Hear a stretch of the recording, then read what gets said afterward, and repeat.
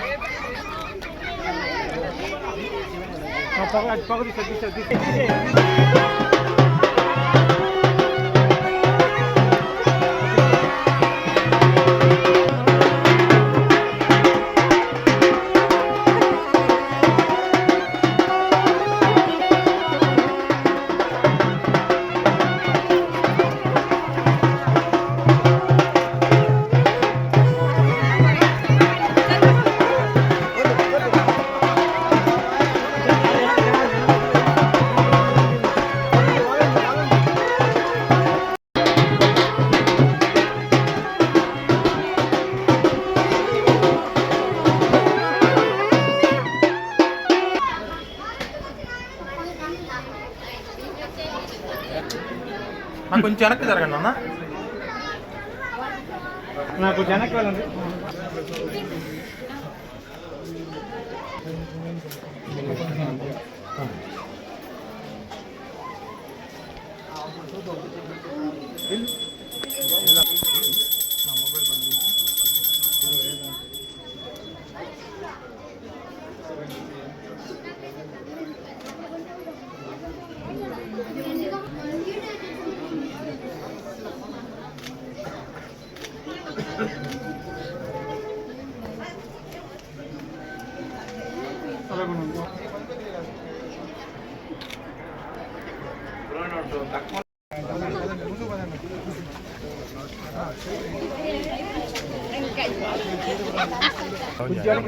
Side నుంచి కొంచెం side నుంచి సార్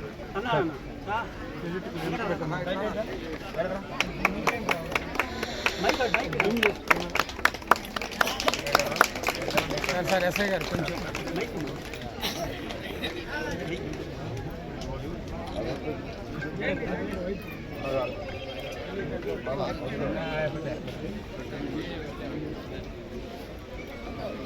ఎక్కడ ఉంది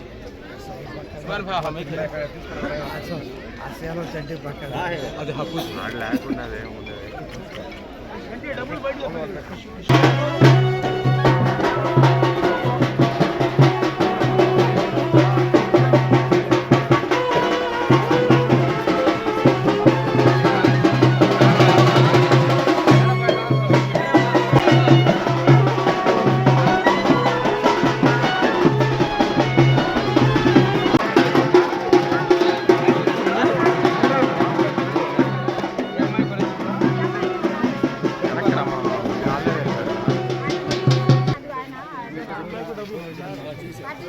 డబ్బులు పడ్డాయా? ఇంకేం డబ్బులు రా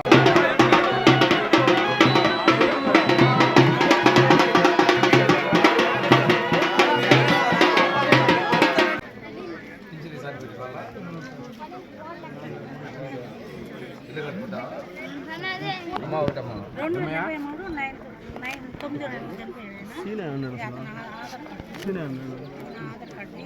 ప్రతి నెల తీసుకుంటాం ఇక్కడే.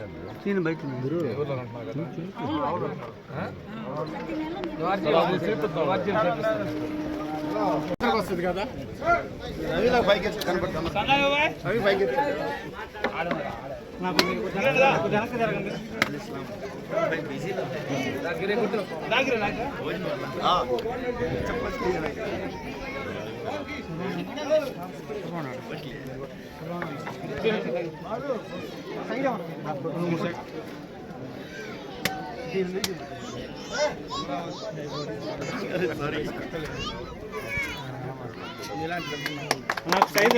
నాకు సైడ్ రండి అన్న, సార్ కనపడలేదు, సైడ్ రండి.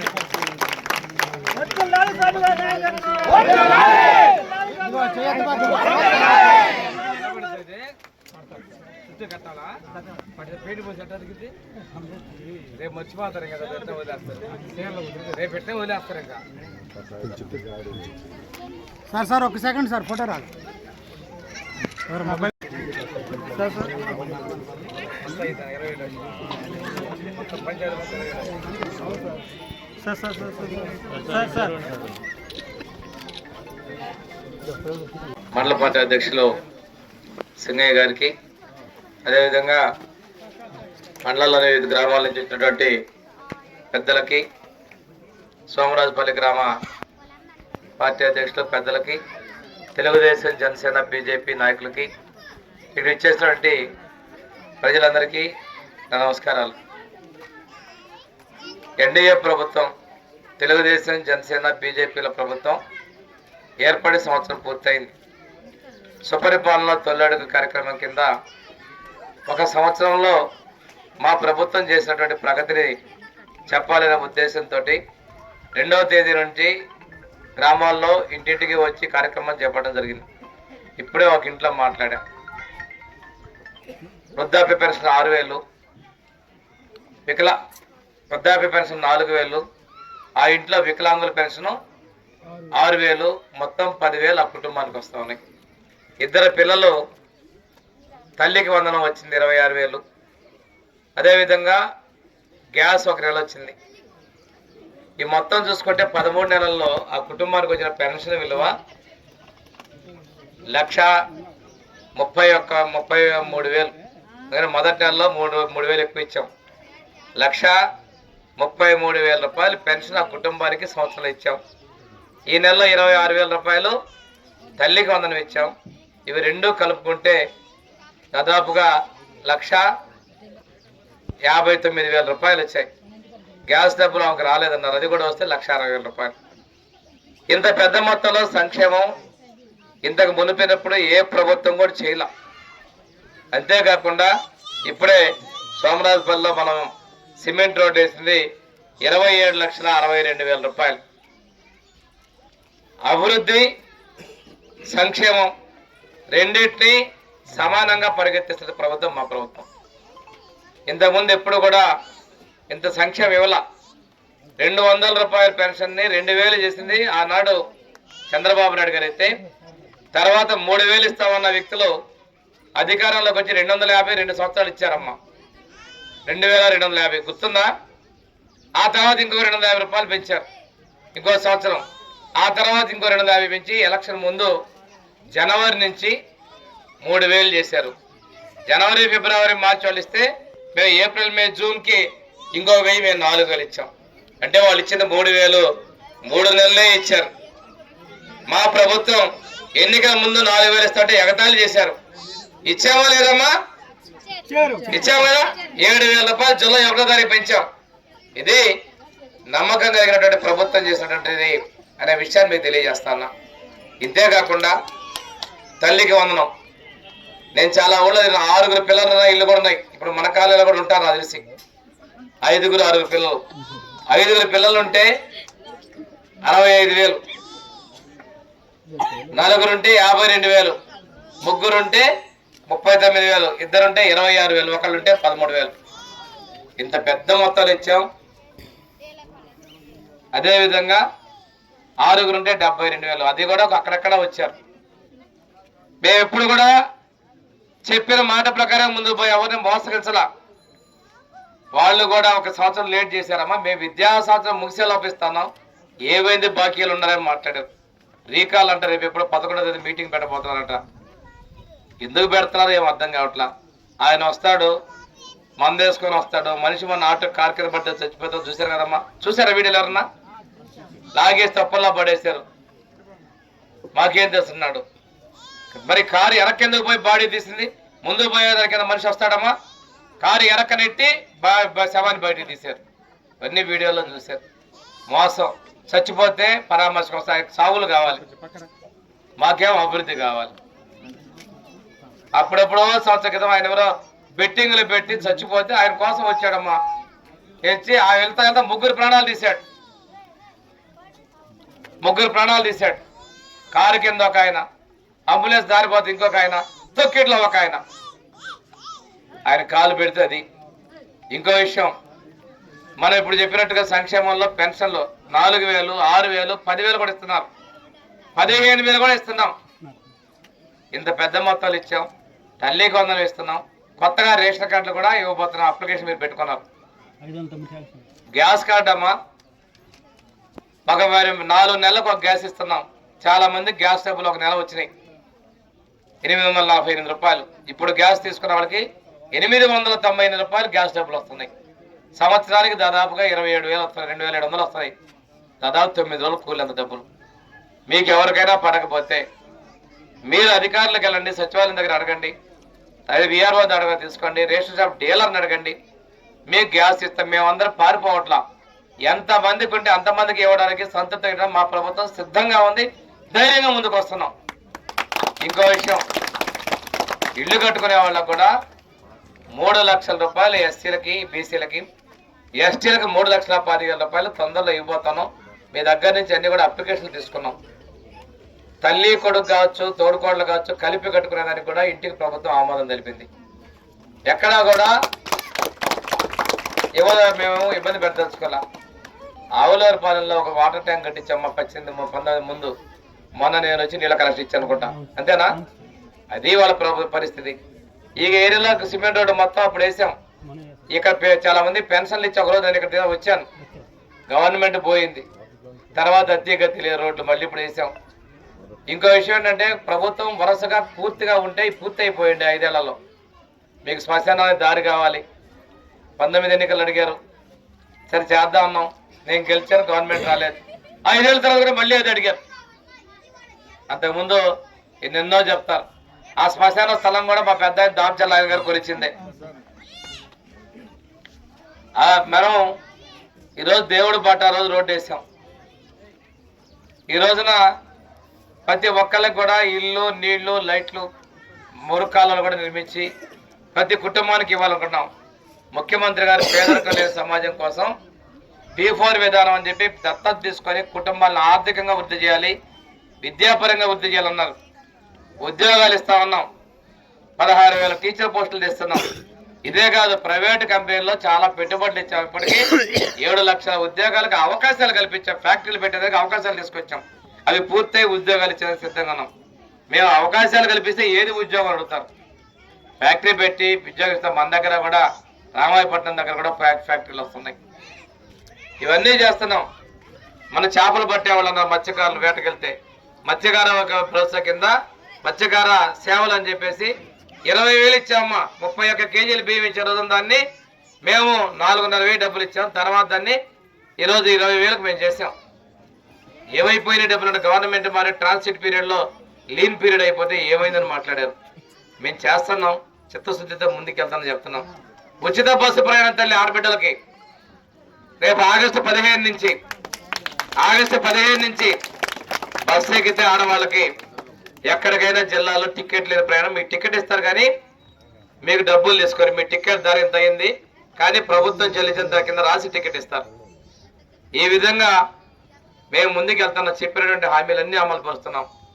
ఇక్కడ తీసుకున్నట్లయితే భూముల విషయంలో టైటిల్ డీడ్ సంబంధించి ఉన్నటువంటి ఆ చట్టాలని కూడా, ప్రమాదకరమైన చట్టాలు కూడా మేము రద్దు చేసాం.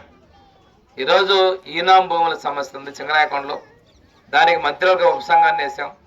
ఆ ఉపసంఘం కూడా పరిష్కారం కోసం కృషి చేస్తూ ఉంది. ప్రతిదీ కూడా సమస్యల కోసం పరిష్కారం ముందుకెళ్తున్నాం. మేము ఇక్కడ బ్రిడ్జి కూడా కట్టేదానికి ప్రతిపాదన చేస్తాం, ఫ్లైఓవర్ కోసం కూడా, రైల్వే బ్రిడ్జ్. ఇవి చెప్పినటువంటిది చెప్పనటువంటివి కూడా మేము చేసుకుంటాం, ముందుకెళ్తున్నాం. మహిళలకు కూడా చదువుకోవడానికి డ్వాక్రా గ్రూపుల ద్వారా ఆర్థికంగా పిల్లలకి వెసులుబాటు అయిపోతా ఉన్నాం. ఈరోజు విదేశాల్లో చదువుకునేదానికి కూడా ఈ అంబేద్కర్ ఓవర్సీస్ విద్యాలయం తిరిగి తీసుకొచ్చాం. ఎస్సీ ఎస్టీలకు అయితే దాదాపుగా 30 లక్షల రూపాయలు ఇచ్చే విధంగా త్వరలోనే స్కీములు ప్రకటించబోతా ఉన్నాం. ఇవన్నీ ఇంతకుముందు ఏమైపోయి నాకు అర్థం కావట్లా. ఒక సమర్థ నాయకుడు, అనుభవకుడు, పరిపాలనా అధ్యక్షుడు, ముఖ్యమంత్రిగా ఉండి గత ప్రభుత్వంలో చేసిన అప్పులు తీర్చుకుంటూ దానికి వడ్డీలు కట్టుకుంటూ ఈరోజు రోడ్లు వేస్తున్నాడు, సంక్షేమాన్ని ఇస్తున్నారు. దీనికి అండగా జనసేన అధినేత పవన్ కళ్యాణ్ గారు పూర్తిగా ఉన్నారు. కేంద్రం నుంచి ఆశీస్సులున్నాయి ప్రధానమంత్రి మోడీ గారు. విశాఖపట్నంలో స్టీల్ ప్లాంట్ మూత అంటే స్టీల్ ప్లాంట్ మూత లేకుండా ఈరోజు లాభాల్లో పరిగెత్తిస్తున్నాం కేంద్ర ప్రభుత్వ సహకారంతో. అదేవిధంగా ఈ రోజున పోలవరం ప్రాజెక్టుకి కేంద్రం నిలిస్తే ఇంతకుముందు గత ప్రభుత్వం చేసిన తప్పుల వల్ల ఖర్చు 2,000 కోట్లు పెరిగింది. అమరావతి రాజధాని ఇంతకుముందు నువ్వు చేసినటువంటి తప్పుల వల్ల దానికి కూడా ఈ రోజున ఖర్చు 6,000 కోట్లు అదనంగా పెరగాల్సి వచ్చే పరిస్థితి. ఇన్ని తప్పుడు పనులు, ఒక విధ్వంసకరమైన ప్రభుత్వం, ఒక పనికిమాల ప్రభుత్వం, ఒక అసమర్థ ప్రభుత్వం వల్ల ఈ రాష్ట్రం వెనక్కిపోయింది. ఈరోజు మీరు ఒకసారి చూసుకున్నట్టయితే ప్రతిదీ ఒక్కళ్ళకు కూడా సంక్షేమ ఫలాలు అందించడం మా ప్రభుత్వం సిద్ధంగా ఉంది. రేషన్ కార్డు కూడా కొత్త కార్డులకు అనుమతులు ఇచ్చాం. 509 మంది పెట్టుకున్నారు. అదేవిధంగా ప్రతి సంక్షేమానికి మేము ముందుకెళ్తున్నాం. డిగ్రీ చదువుకున్న పిల్లలు ఖాళీగా ఉంటే ఉద్యోగం ఇవ్వటము, ఉద్యోగం ఇవ్వలేకపోతే నిరుద్యోగ వృత్తి కూడా తొందరలో కొద్ది నెలల్లోనే ఇవ్వబోతా ఉన్నాం. మేము ఎక్కడా కూడా దేనికి పారిపోవడంలా. ఇవన్నీ కూడా గమనించుకోవాలని చెప్పి కోరుకుంటూ ఇప్పుడే తిరుగుతా ఒక్కొక్క ఇంటికి ఎంత ఇచ్చారు, ఏం వస్తుంది, ఇంకేం కావాలి, ఏది రాకపోయినా సచివాలయాలను అడగండి, మీకు ప్రతి లబ్ధి ఇచ్చేది మేము సిద్ధంగా ఉన్నాం. మేం పారిపోవట్లా.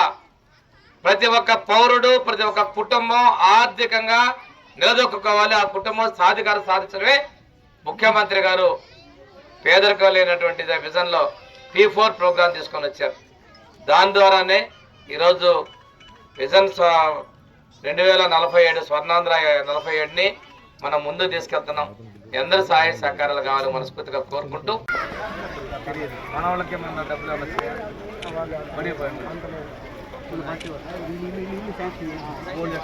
టైం పడుతుంది.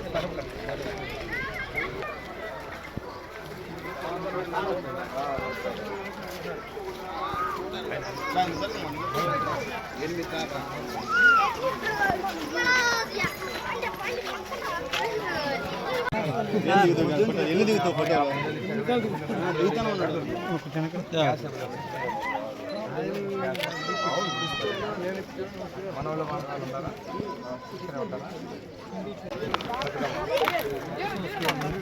సార్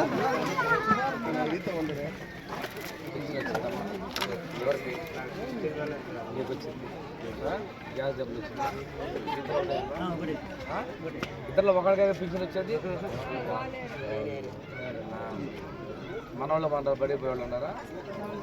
మన డబ్బులు వచ్చినాయి అన్న ఎంతమందికి వచ్చినాయి అంటే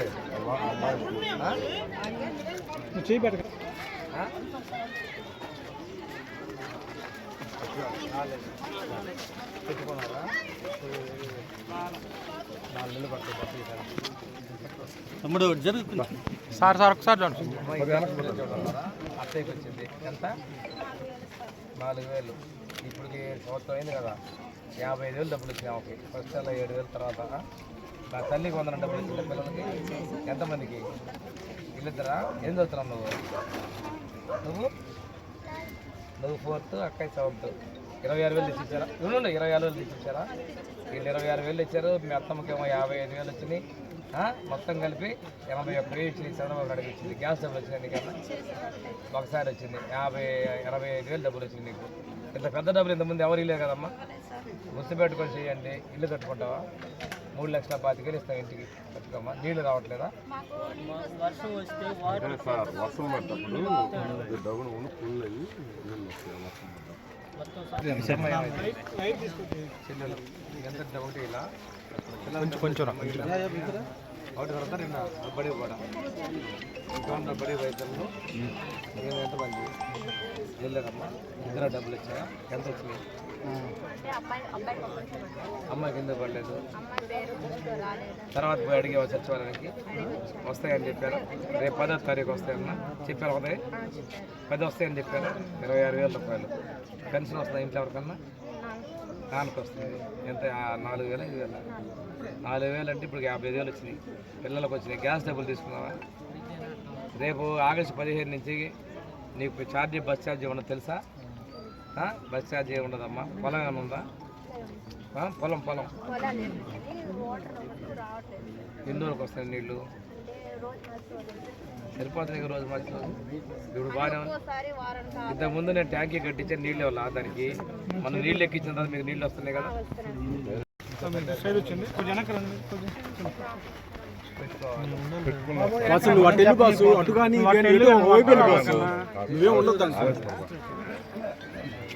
కొత్త బియ్యం కార్డులు పడిపోయి పిల్లలు ఉన్నారు. మన వాళ్ళు బాగున్నారు కానీ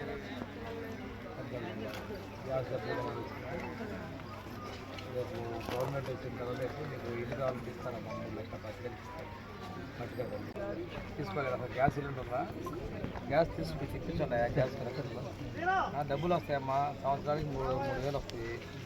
22,200 9 రోజులు కూలి చేసిన డబ్బులు కదా గవర్నమెంట్ ఇస్తారు. తీసుకోండి. ఏది రావు నీకైతే గవర్నమెంట్ డబ్బులు పెట్టిస్తానా? పెద్ద కొత్త రావాలి. 3-4 నెలలు పట్టు పెట్టిస్తాను. ఆపరేషన్ చేసుకోకూడదా?